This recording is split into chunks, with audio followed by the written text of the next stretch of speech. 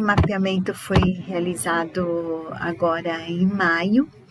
Então aqui está a finalização de um mapeamento, como já passei para vocês em outros vídeos, as etapas do mapeamento, primeira etapa, segunda, terceira, quarta e quinta, olhos fechados, olhos abertos, e aqui a finalização do mapeamento. Agora vamos prosseguir, né, à frente. Bem, aqui eu mostro para vocês a visualização do primeiro mapeamento desse paciente. É um paciente do sexo masculino, 60 anos, com muitas queixas em relação à ansiedade, depressão, sintomas, né, relacionados sono, e vocês podem ver que você colocando aí as áreas vermelhas e azuis de um lado para o outro, você percebe aí percepções diferentes, né?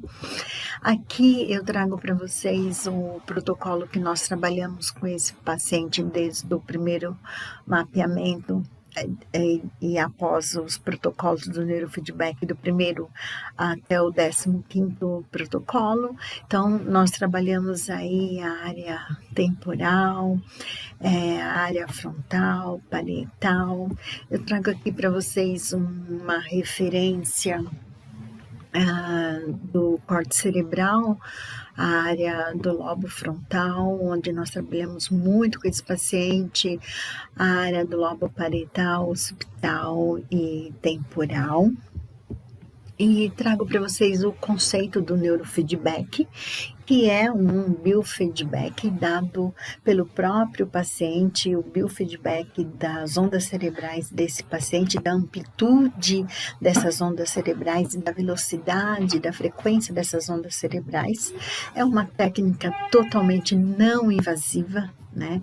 Não traz nenhum desconforto para o paciente. É uma técnica de neuromodulação e autorregulação para o paciente, uma intervenção baseada nos conceitos de condicionamento operante de ondas cerebrais e neuroplasticidade, que é uma maravilha para o nosso cérebro. Aqui eu trago para vocês o paciente fazendo o terceiro mapeamento, são imagens autorizadas pelo paciente, né? Aqui é a cabeça, né, do paciente com a touca e os eletrodos. Então, aí nós temos o lado direito, a parte central da cabeça do paciente, e o lado esquerdo da cabeça do paciente. E aqui nós temos, né, para matar um pouquinho da curiosidade de vocês, o terceiro mapeamento.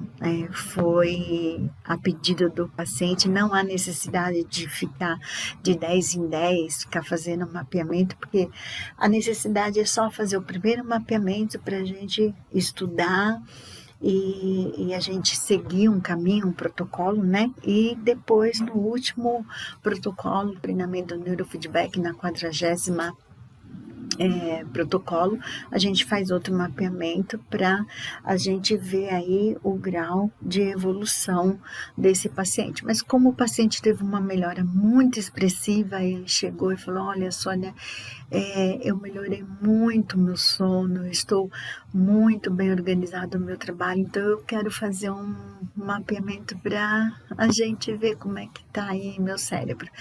E o paciente aqui manda, né? E então nós fizemos esse mapeamento, e para estudo mesmo, né? Para definições aí de novos protocolos, e nós ficamos assim muito curiosos, né? E assim houve uma como é que fala assim, a gente ficou muito feliz, né, de ver como as ondas cerebrais, né, nessa visão geral das amplitudes, né, como as ondas cerebrais, tanto a amplitude como a frequência, né, elas entraram aí em equilíbrio. Mas olhando assim, a gente fica, nossa, mas que será esse monte de vermelho, esse monte de azul e alguns pontos brancos, né? E porque se a gente for olhar referente ao primeiro e segundo mapeamento, vocês podem ver que tem uma bela de uma diferença, né? Principalmente o primeiro mapeamento, nós vemos aqui nas frequências baixas que está assim totalmente, né, desequilibrado mesmo, né? Nós temos aí déficit de frequências, né? Nós temos hipervigilância de frequência. E no terceiro mapeamento nós vemos aí mais claro essa amplitude e essa frequência, né? Essa velocidade aí das ondas, elas já deram uma melhorada. Bem, para ficar mais fácil, eu fiz aqui para vocês um gráfico de evolução desde o primeiro protocolo até o 15º protocolo, né? Então, eu não peguei aqui todas as queixas, mas eu coloquei referente à ansiedade, as queixas do paciente referente à ansiedade. E como a tontura e o sono foi uma queixa muito expressiva do paciente, eu também abordei aqui nesse gráfico, e alguns sintomas da depressão também quis colocar aqui para vocês. E é muito interessante que no primeiro mapeamento, quando a gente fala da ansiedade do primeiro, segundo, terceiro e a situação atual do paciente, aqui nesse quarto gráfico, nós vemos que a ansiedade, ela cai, né, lá de 13, 14, ela vem caindo para 10, para 8, para 5, né, ela cai assim maravilhosamente bem. Então, quer dizer que os sintomas de ansiedade desse paciente, né, que ele tinha grandes sintomas de ansiedade generalizada, né? Então, se você observar aqui no mapa, na visão a visão geral das amplitudes, você percebe que o paciente teve uma melhora significativa, né? Então, aqui é representada essa melhora significativa pelo gráfico. Então, a queixa atual, esse gráfico menor, né, que está baseado aqui já no 5, no 4, né? O 4 pelo paciente, a gente verifica aqui no mapa, né, nas ondas frontais e temporais, principalmente as ondas temporais do paciente que, né, deram uma boa melhorada. E quando a gente fala da queixa do paciente sobre tontura e sono, é algo assim muito mais expressivo, né, porque acima de 15%, quando o paciente começou a fazer o primeiro protocolo, né, do neurofeedback, ele estava assim com uma ascendência assim muito grande, né, de falta, de ausência do sono e principalmente de tontura. E isso foi caindo, né, ao longo do tempo. Então, nosso paciente chegou e falou assim: olha, ainda tem alguns probleminhas, mas agora eu estou assim bem melhor. Isso é muito satisfatório, né?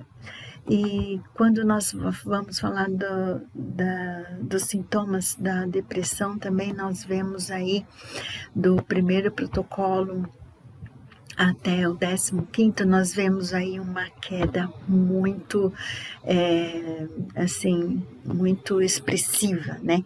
Então, você olhando o gráfico aqui, você tem noção de como o paciente estava, né, no começo do neurofeedback, né, entre o primeiro protocolo até o 15º, né, que até hoje. E voltando um pouquinho aqui no mapeamento, lógico que a gente tem que estudar, né, para entender aqui as ondas frontais, temporais, a gente tem que estudar cada amplitude dessas ondas, cada frequência dessas ondas, né? Mas quando a gente vem para o gráfico, a gente entende que o paciente teve uma melhora, assim, maravilhosa. E além do que, não é só a melhora que a gente percebe aqui no gráfico ou no próprio mapeamento. O que a gente percebe é o que o paciente fala, né? Olha, eu estou dormindo bem, olha, eu não estou mais sentindo medo, olha, eu estou me organizando, eu penso com mais clareza, eu resolvo meus problemas com mais atenção. Então, tudo isso que o paciente traz para nós, né, encaixa, né, vai de encontro com os resultados que nós temos aqui no mapeamento do paciente. E nós trazemos aqui, referente ao primeiro e ao terceiro mapeamento, né, as queixas do paciente diminuíram consideravelmente, mas ainda nós temos que trabalhar ainda a questão da lentidão na região frontal, né, e a hipercoerência no sulco central, né, então a gente percebe aqui que a gente ainda tem que trabalhar algumas amplitudes aqui, algumas frequências nessas ondas.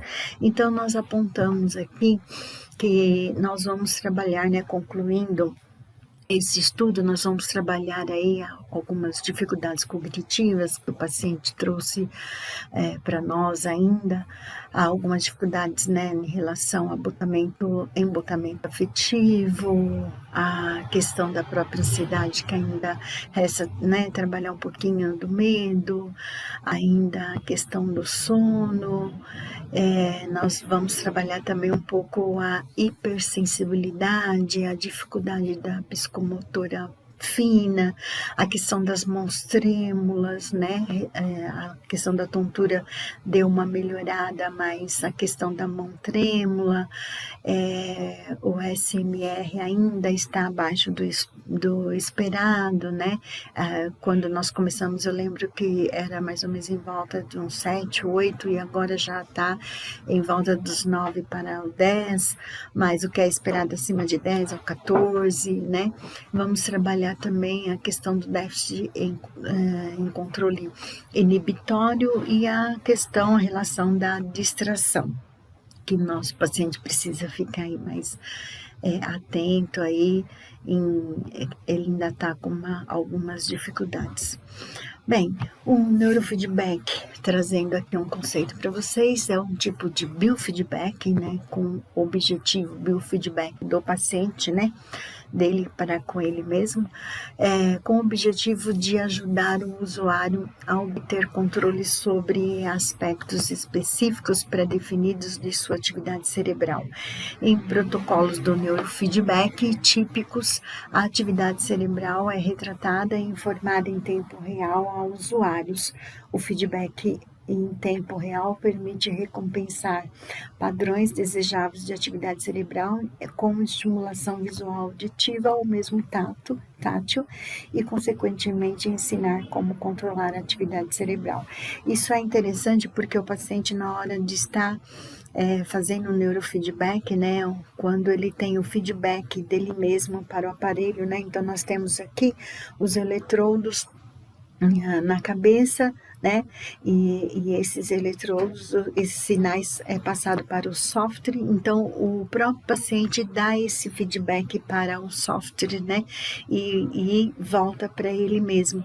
Então, quando ele está ali fazendo a atividade, né, vendo um filme, escutando uma música, jogando, né, um joguinho, esse padrão, né, desejável de estimulação é percebido em tempo real, né? O biofeedback é uma técnica que permite o aprendizado da modulação de funções fisiológicas. Então, como eu já disse, né, o sensor ele capta esse sinal, né, para o equipamento e o software transforma esse sinal.